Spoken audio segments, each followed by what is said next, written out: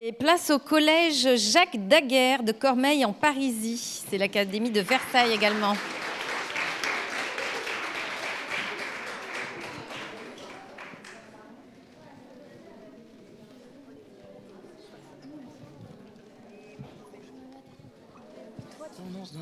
C'est moi parce que je dis. Je suis Pabla, je suis née puis je suis tombée d'un robinet sans bras, sans jambes, je suis tombée de haut, puis tout d'un coup, tout a poussé. Et j'ai même pas eu mal, normal, je suis une goutte d'eau. Tout le monde m'a très vite adorée, tellement adorée qu'on m'a utilisée pour participer à un concours. Problème, j'étais trop petite. Du coup, on m'a refaite mais en géante. J'ai prêté ma voix puis on a très vite envoyé la vidéo.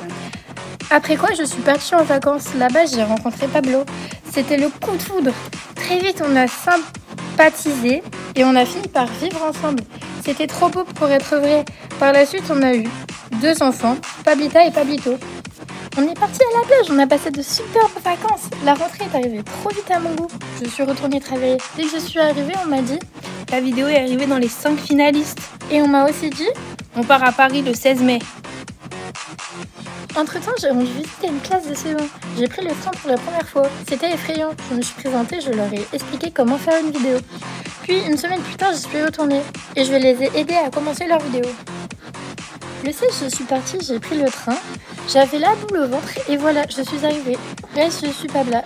Je suis qu'une goutte d'eau. Et j'essaye d'avoir la première place au concours.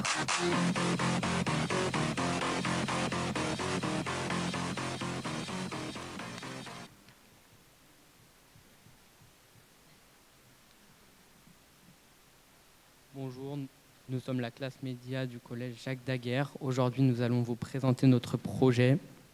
Tout d'abord, je vais commencer par vous présenter le fond de notre projet, le cycle de l'eau. Tout d'abord, ce sont l'énergie thermique des rayons solaires qui frappent sur la mer, ce qui provoque une condensation formant des nuages. L'évapotranspiration forme également des nuages, ce qui fait également des nuages. Les nuages se déplacent jusqu'au continent et des précipitations tombent sur les continents. Cela forme des rivières ou les alimente qui coulent jusqu'à la mer et alimentent les nappes phréatiques. Mais actuellement, l'évaporation est plus rapide à cause du réchauffement climatique formé par l'effet de serre. Les gaz à effet, formés même par l'effet de serre. Les gaz à effet de serre se mélangent à l'atmosphère et quand les rayons infrarouges formés par le sol chauffé tentent de revenir dans l'espace, l'atmosphère les retient. Pour limiter notre consommation la production de gaz à effet de serre, on devrait vraiment réduire la consommation de viande, éviter les moyens de transport polluants et vraiment le plus important c'est d'en parler et de sensibiliser la population. Concernant la forme du projet, nous avons utilisé du stop motion car pour nous, on trouvait que c'était dynamique, compréhensible pour tous, dont les CE1 qui ont utilisé nos vidéos. On trouvait ça aussi drôle et que chaque goutte d'eau a sa propre histoire. On a fait des travaux de recherche pour bien expliquer les notions scientifiques. On a aussi créé nos scripts, nos dialogues, nos fonds verts et nos schémas nous-mêmes pour qu'il y ait des infos nécessaires. Après, la voix off, elle nous a permis de faire des explications développées et personnalisées. On a fait du montage avec les applications CapCut et iMovie. Et on a réparti les tâches entre chacun, comme le fond vert, le montage, la voix off, les réalisateurs et les acteurs. Nous allons à présent vous parler de toutes les activités que nous avions faites au cours de l'année pour en arriver jusqu'à présent. Nous avions commencé par des travaux de groupe qui nous avaient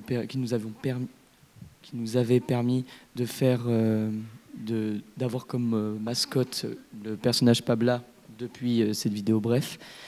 Et après, nous avons montré toutes ces vidéos à une classe de CE1 pour leur montrer comment on fait du montage stop motion. Et ils nous montreront plus tard comment ils ont fait pour faire ce montage. Notre projet, c'est Un pour tous, tous pour l'eau. Ça nous a permis de venir déjà à l'Académie du climat le mardi, où on a pu faire des activités Par exemple, le matin, on a fait une activité de sensibilisation à l'utilisation excessive de l'eau. On a dû trouver un moyen pour limiter notre consommation d'eau. Puis l'après-midi, on a fait cette affiche qui représente notre projet. Puis nous les avons présentées aux autres écoles, collèges et lycées qui étaient sur place. Et c'est grâce à ça qu'on a pu réussir à faire partie des 5 qualifiés d'entre nous tous ici présents. Grâce à ce projet, on a pu en apprendre plus sur le cycle de l'eau, mais aussi sur les impacts de l'effet de serre sur la planète. On a aussi pu apprendre à utiliser tout ce qui est informatique, créer des montages, utiliser les tablettes, passer sur des fonds verts, utiliser les micros. Mais on a surtout appris à travailler en groupe, à se répartir le travail efficacement pour travailler plus vite, à se compléter dans le travail et aussi à travailler en autonomie en cas de besoin. Et sans le vouloir, on a créé la mascotte de notre classe média de cette année, c'est-à-dire Pabla. Ce projet nous permet de pouvoir avoir un sujet que l'on maîtrise déjà pour l'oral du brevet l'année prochaine. Merci pour votre écoute.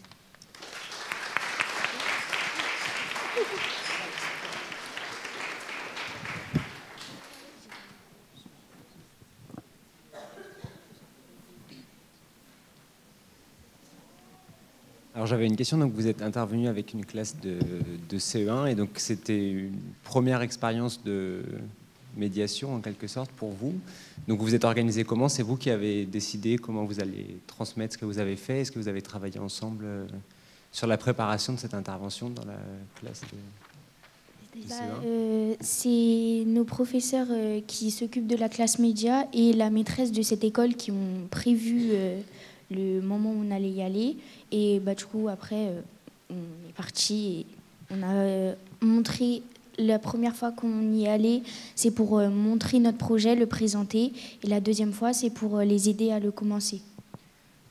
Aussi, nos professeurs nous ont demandé avant qu'on y aille si on voulait y aller. Donc c'est vraiment de notre plein gré qu'on y allait pour leur montrer. Oui, ça nous a plu, pas personnellement. C'était, pour nous, c'est notre première relation avec des primaires, qu'on a pu les aider à préparer leur propre montage, leur propre vidéo du réchauffement climatique. Et on leur a aussi expliqué comment fonctionnait le cycle de l'eau. Donc pour nous, c'était vraiment une bonne expérience et on a beaucoup aimé. On a pris une propre décision, c'était pas obligatoire, c'était vraiment... C'est vraiment nos professeurs qui ont demandé si on voulait vraiment y aller et on a vraiment beaucoup aimé, du coup on est pour vraiment y aller. Ça nous a aussi permis de pouvoir nous épanouir sur d'autres projets et pouvoir faire autre chose que seulement apprendre des leçons, comme par exemple les maths et tout. Comme ça nous permet vraiment de pouvoir faire plein de choses épanouissantes. Dans votre projet, vous parlez du cycle de l'eau et du changement climatique. Et c'est quoi le lien entre les deux? Le cycle de l'eau peut être et souvent est déréglé à cause du dérèglement climatique, car ça peut, à cause des dérèglements, par exemple, le cycle de l'eau peut ne pas exactement se produire de la même manière à cause de la chaleur ou de la fraîcheur en hiver ou en été pour la chaleur. C'est quoi, par exemple, qui change, qui est déréglé dans le cycle de l'eau? Un exemple, juste un. Comme par exemple la hauteur de la mer et la fonte des glaciers. Bien répondu.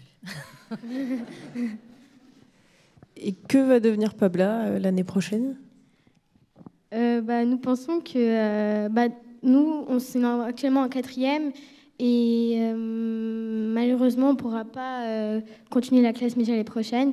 Mais on pense que quand elle va plutôt durer, ça veut dire qu'elle va être la mascotte de la classe média de Jacques Daguerre. Du coup, on va plutôt la réutiliser chaque année.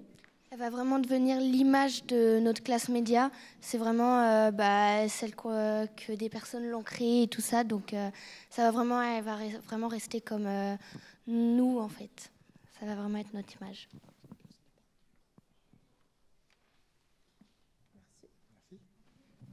Merci beaucoup et bravo.